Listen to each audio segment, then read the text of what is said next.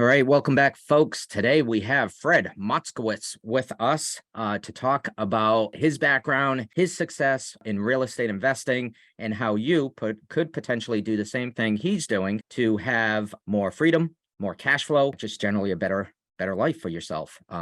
With all the insanity going on in the world today, we all need to be helping each other, and I'm so happy to have Fred with us here today to help share some alternative investments. So, Fred, thank you for joining us. Thank you, Tony. It's great to be here. Yeah, this is great. So we had some fun conversation just before I hit the record button here. So I'm super excited to share all your knowledge with, well, maybe not all. That would take a lot of hours of recording, but some of your knowledge with the viewers and the listeners today. Why don't you start with a little bit of your background? Because I think that's important for folks to know your background and that what you did is truly possible for any number of us to go ahead and do. So take us there back 20 years or 30 years. Yeah, absolutely. Thank you, Tony. I started out in life, I had a really long and successful career working as a computer engineer. And I spent many years working at different technology companies, different startup companies during what was a very exciting time. Very exciting time.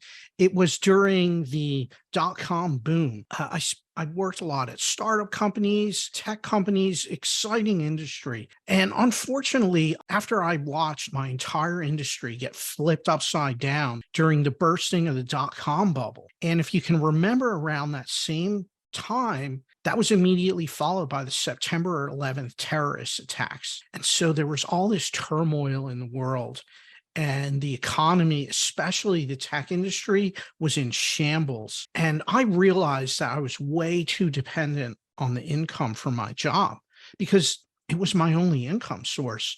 I loved the work I was doing, but my jobs always had so many circumstances completely out of my control. What I learned was that no matter how talented of an engineer I was or how valuable of an employee I was, the bottom line was that if things were not going well financially at the company or in the industry, that I could quickly lose my job through no fault of my own. And so this is what brought me to the realization that it was important to start to have other sources of income so I wouldn't be so dependent on the paycheck from my job. Yeah, and that's so important. I'm sorry, I'm gonna break it right here because I want to make sure for the viewers and the listeners, we draw the parallels with what you experienced back in the 1999, 2000, 2001, September 11 attack, the uncertainty with the dot-com crash and the uncertainty around, September 11th and, just so much turmoil at that time compared with today. We're having a ton of turmoil today, whether folks realize it or not. Are we going to have a recession, right? Almost every single indicator I look like is pointing towards a recession, so this economy is being propped up by a lot of stimulus still, so there's turmoil on our horizon, turmoil from the geopolitical aspect.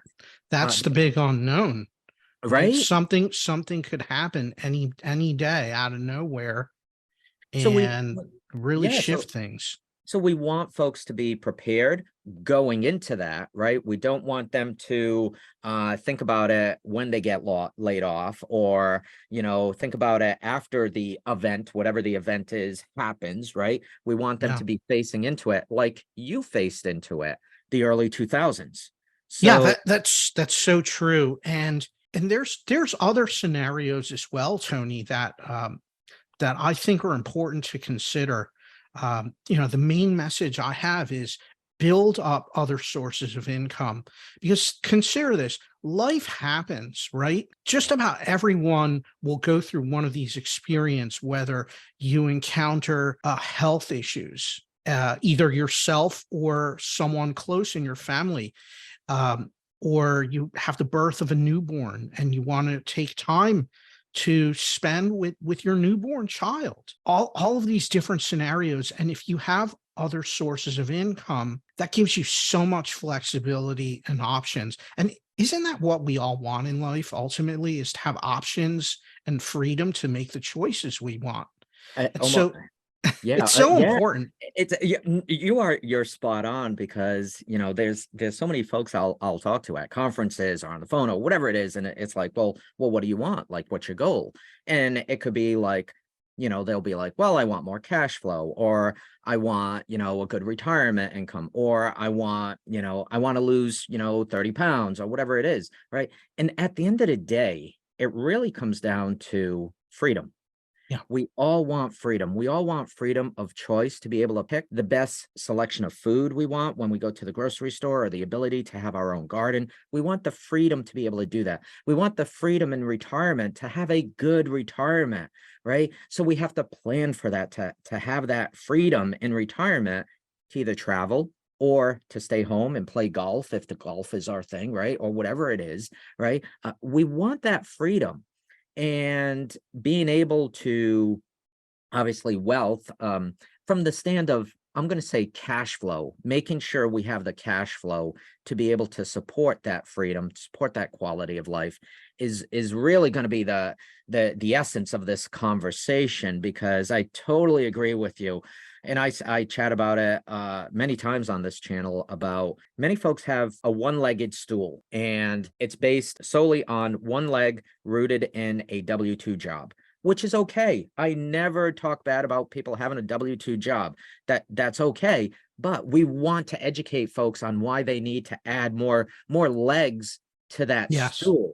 Because one leg with a W-2 job, that's fine. But if you lose that job for whatever reason, illness, or being laid off, or whatever, that income, that sole leg goes away. And we want to educate folks to put a second and a third and a fourth leg onto that stool, so that they build this resiliency to have the freedom, to have the retirement, to have the health and nutrition in their life that they want to have. So it all comes around that creating multiple cash flow streams for them. So that's the dream we really all Yeah. have. Yeah, And I love that. I love that message, Tony. I feel that's so important. And the way I found that was through getting involved in alternative investments. Mm, And the premise around alternative investments is this: it's about the activity of building and buying assets. And when you own those assets, they generate income for you. So so you what have something, maybe it's appreciating yeah. because you're managing it well and growing it. But in addition to that, you're getting paid along the way the whole time. And it doesn't matter if the markets go down or up or sideways or any of that. Yeah. You're still getting income. And that is powerful. It just adds an element of stability, and Yeah. you have more legs, as your analogy. So how Exactly did you that. how did you do it, Fred? Like, what's your secret? Share with the audience, what was your secret? How did you go from computer engineering to being financially free? Like, take us on that journey. What did you I start with first, and like, what are you doing now? I started out with real estate, building a rental portfolio, which is a great way to start. Real Like, estate is a how very many powerful units? assets. Did you start buying like a building with like 100 units, or what did you start with? No, I was buying single family homes and small multi-family Like properties duplex, in triplex, yeah, quads, right? exactly. So and the reason I bring that up is because sometimes I chat with folks, and they're like, "Oh, I don't have enough money for real estate. I can't buy a unit,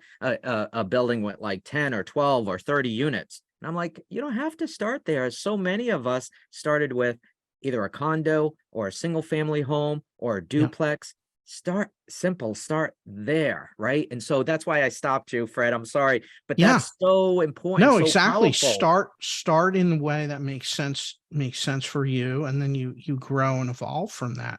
And for me as an investor, part of my real estate education and what I was learning about was I started to learn about more about the finance side of real estate, and in particular, note investing in notes. The whole idea of investing in notes is where you go and buy a mortgage note, a loan, and you can buy it from banks, originate loans, and sell them every day. There's this huge secondary market for mortgage loans where they're Yeah. bought and sold. And so that was something that I started to learn about and get involved in. And when I saw it, and bought my first few notes, I realized that this is something that is a very powerful business, and you could really grow and scale into something big.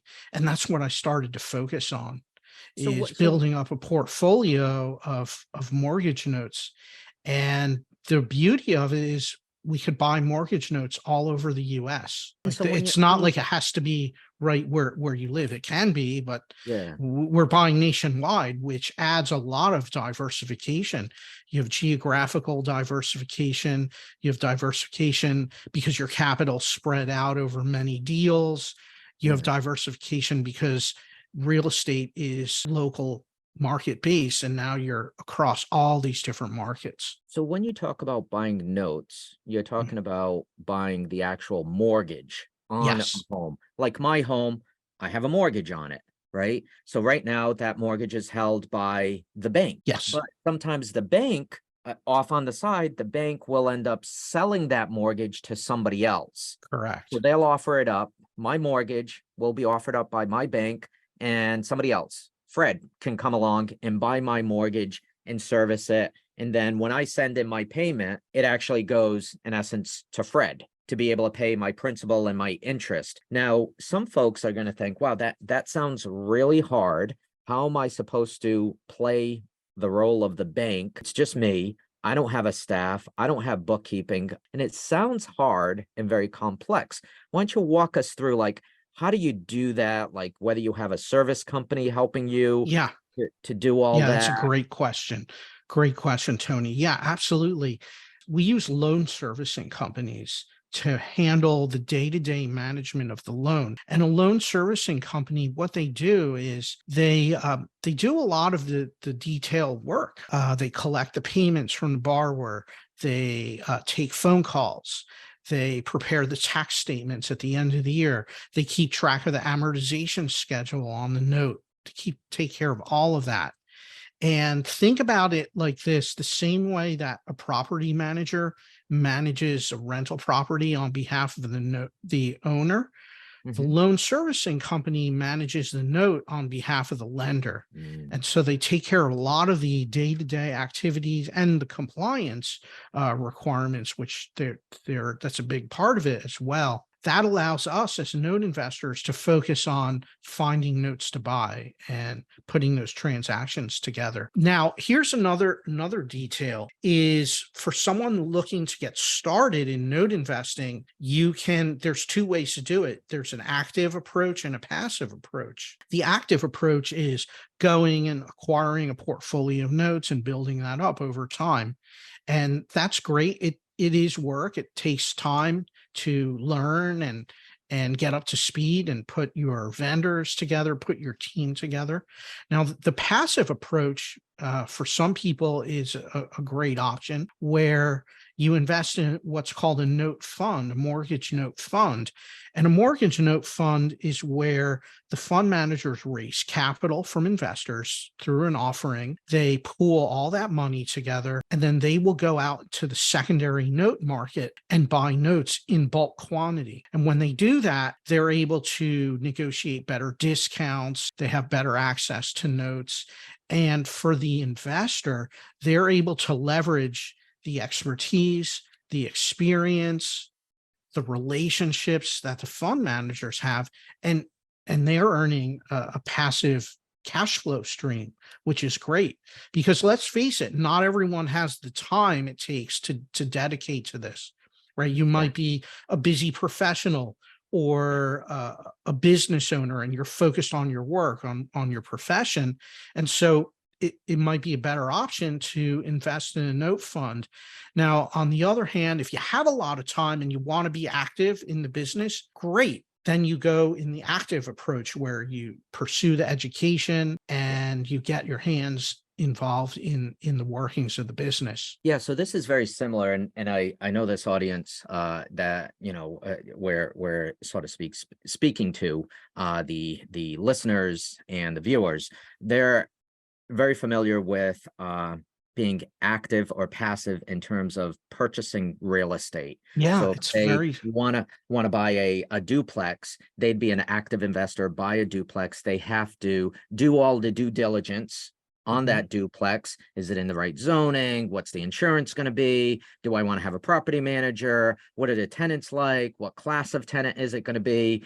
Is there any value add? They're very active in doing that. Or the opposite side is the passive side of real estate investing, where you can participate as a limited partner in a syndication. Yeah. And so you leave the a lot of those, well, all of those decisions as a limited partner, you leave all those decisions to the syndicator. So things like finding the right property manager, the right insurance agent, all those any value add that needs to be done, any evictions, all that happens through the syndicator, and you are very passive. What you just explained as far as note buying is very similar. You Yes, can it go off is. and find your own note. You're going to have to do your own due diligence. You're going to have to check the credit score of those of that individual that has the note, and the bank will provide some of this, or the lender will provide you some of this, right? To be able to Yes. understand,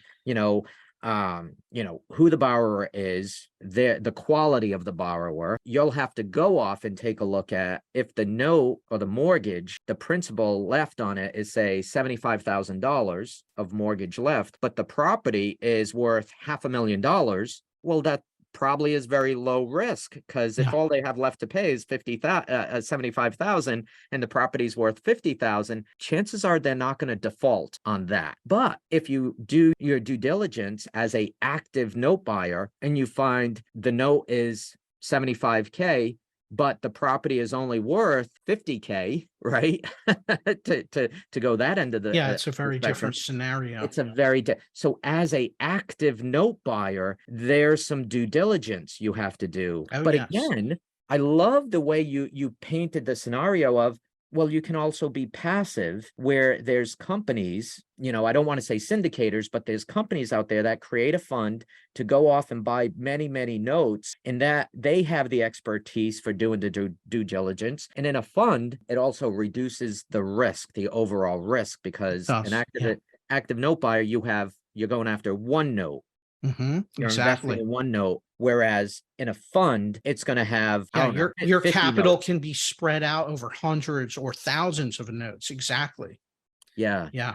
So this is a great way for folks who maybe even, don't have what sometimes folks say, gee, Tony, I don't have enough money to buy a multifamily. I only have 100 grand, and it's gonna, I'm gonna need 150 or 200 grand to get into I don't have enough. Well, you can buy a note for 100 grand. You could probably buy two notes for 100 grand.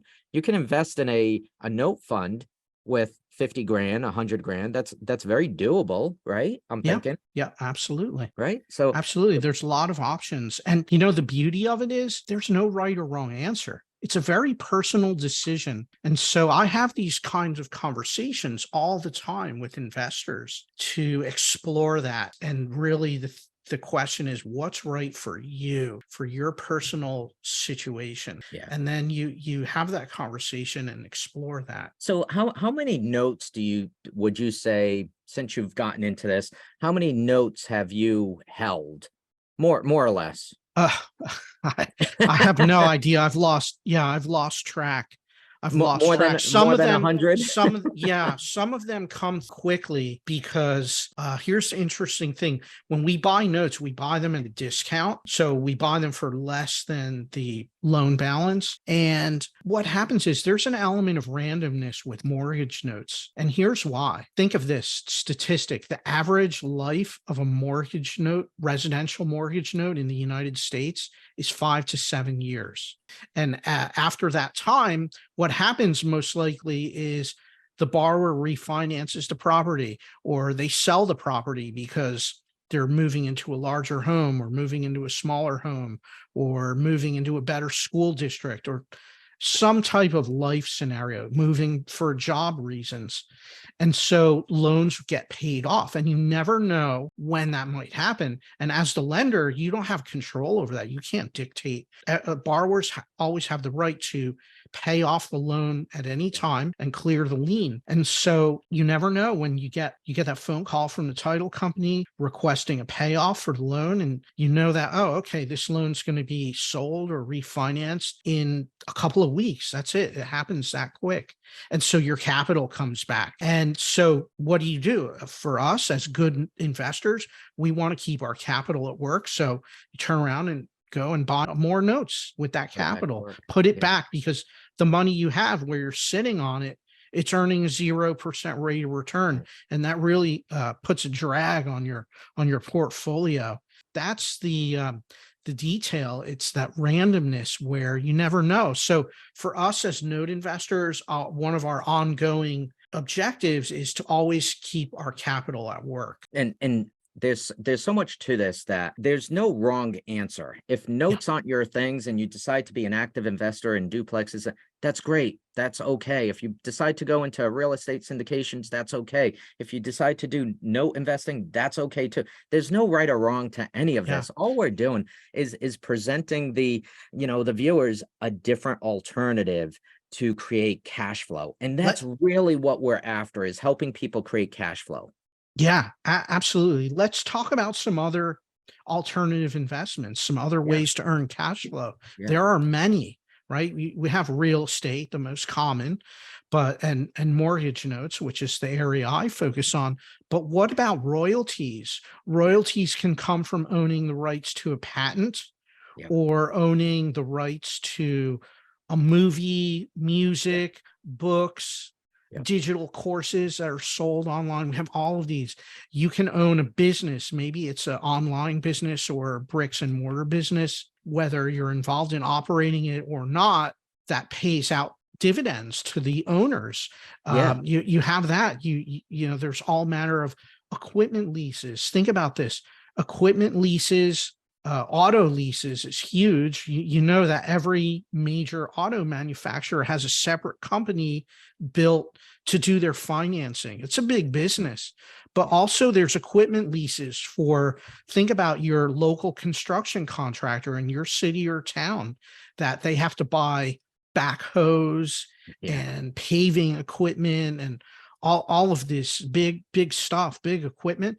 That's Yeah. all on equipment leases. And what's behind that are investors that create those, and those are cash flow instruments. And so there's just no shortage of different type of assets out there. And another thing, notes can exist. They don't have to just be on property. Residential is the most common because there's the most of them out there, but there's also notes on commercial property, on equipment, as I said before, Yeah. on aviation. There's Yeah. aviation, marine notes, all matter. And so So, it's a big world out there.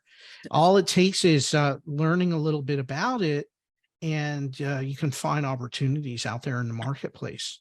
I love this, and so I'm just thinking through this now. You're kind of creating, some thoughts in my own head, right? Because you're right. Real estate isn't for everybody. I know, for example, I know so many guys who are car guys. They love cars, they love restoration, they love that's how they spend their weekends, right? And they They're just know it inside and out. and they They know know it the inside and market. out. So why not take that knowledge? If you're a car guy, invest in notes relative to auto leases and, truck leases and things like that. If you're big into like construction and the value of things there, and about, backhoes and like my dad was he worked in construction all his life. He migrated to this country, as an immigrant. He got his citizenship and he worked in construction. He knew backhoes and dump trucks and paving equipment and all that sort of stuff. That was his world. He knew it. He knew the value. He knew what they rented at. So for him, if he wanted to invest in notes for construction equipment, that would have been great, because him as an immigrant, he's not schooled in, like, so to speak, real estate and high finance or anything, but he could relate to that Yeah. construction He equipment. understood that world. Yeah. Yeah. The other thing I like, you brought up royalties, and one of the thing, do you think, or how would you think of affiliations in terms of royalties? Do you put that in the same category? Yeah, absolutely. Like as in a licensing type of arrangement. Think about this franchises. What's the business model of a franchise? The person that wants to buy a franchise, they buy in and then they're paying to the owner of the whole franchise, usually on an annual basis to use the name and use the systems and all that. And the benefit to the business owner is they have a business in a box ready to go with all the Yeah. processes and procedures in place and brand recognition, which is big. That's another form is franchises. So if you have an innovative business model that you are doing well with, Yeah. you can think about, well, can we set this up as a franchise and sell to franchisees the business model and let them license it out and use the name and the brand recognition?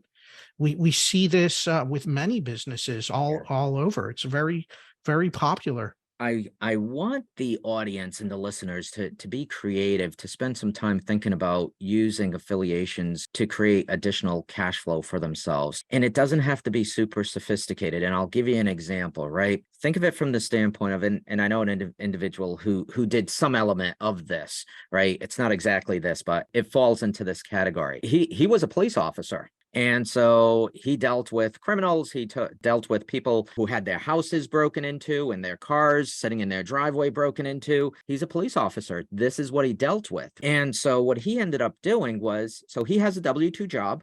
Great for him. One leg of the stool. What he ended up doing was he ended up going off and creating a separate business to install home security. So he went off and he created this home security business to help people understand where they should have cameras in their driveway, in their house, where they should have, these devices. When somebody opens a window, say a burglar opens a window, these alarms will go off, right? Imagine the credibility that he brings to the table as an officer, right? And the local PD, he sees this. There's so much credibility that comes with him just from that. I'm not saying he needs to be the one installing the equipment. So for him, he goes out, he meets with people. He's a very personable guy. He shares with folks, you should have this, you should have these types of cameras, and this is how it would be set up. And so he, so to speak, sells that equipment, that package, System. that system, but then he hands it all over to an actual installer.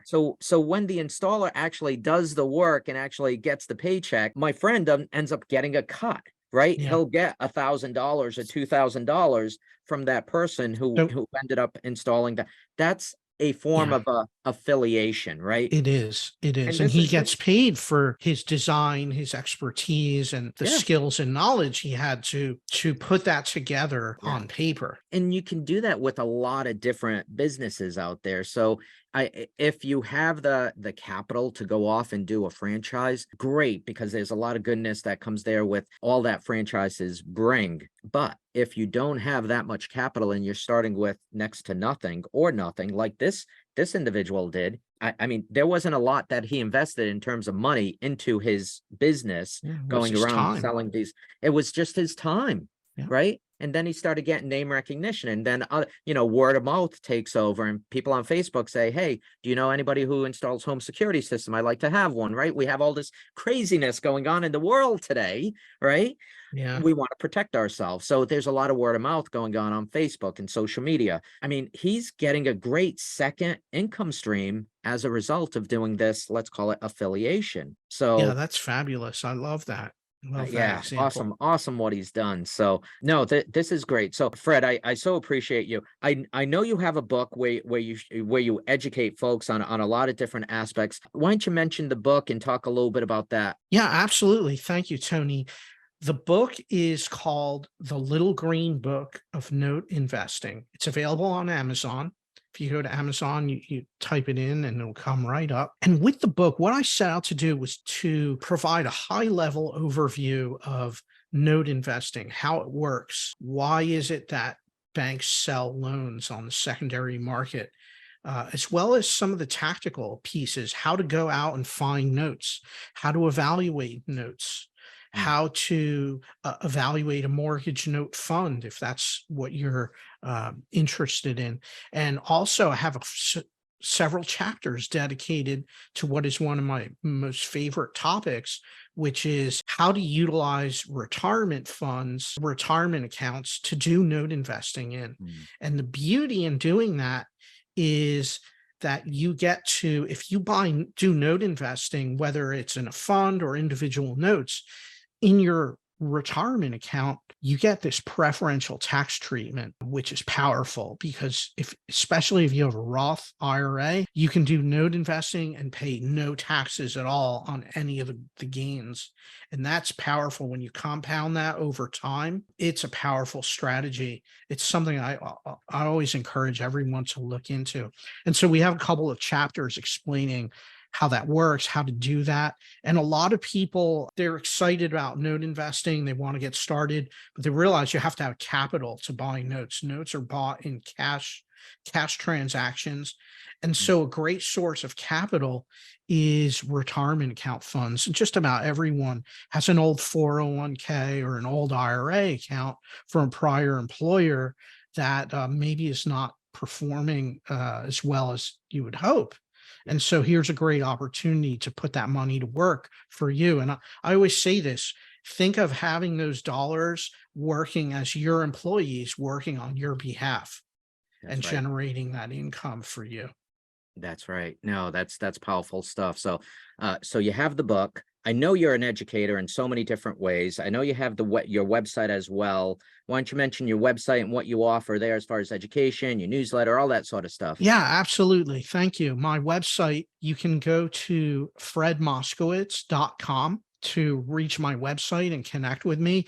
And if you prefer an easier spelling, I have a better option. You can go to giftfromfred.com and it'll take you right there. And once you're at my website, you can connect with me. You can request to receive a special report that I have that I can email out to you, a special report on note investing that's free of charge. And also have my newsletter that you can request to sign up. And here's another thing. If you prefer to text me, you can do that as well by texting the keyword money to the phone number 215-461-4433, and then just follow the prompts. So I always look forward to connecting with investors, building relationships, and talking about note investing. It's a great thing. And again, my book is available on Amazon, The Little Green Book of Note Investing. I Thank you. love this. Fred, you're an educator. You're out there helping people create multiple income streams, multiple cash flow vehicles. This is what people need. The world's a very complex Yeah. place today. There's a lot of uncertainty out there. Folks are really struggling with things, and I appreciate you coming on today, Fred, to Thank you. help folks not be paralyzed and give them some different, very doable ideas.